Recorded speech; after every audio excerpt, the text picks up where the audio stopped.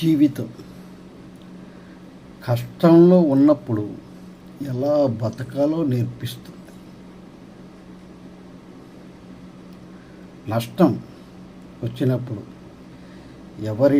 ఎవరిని నమ్మాలో వద్దో అన్నది నేర్పిస్తుంది. మన పైన విమర్శలకు, వీధి కుక్కలకు భయపడితే గమ్యం కాదు కదా, కనీసం వీధి గుమ్మం కూడా దాటలేము. నిజమే కదా. మన జీవితంలో కష్టం ఎలా బతకాలో నేర్పిస్తుంది.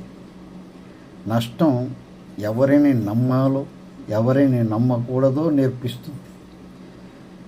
మన మీద వచ్చే విమర్శలు వీధి కుక్కలకు భయపడితే గమ్యం కాదు కదా,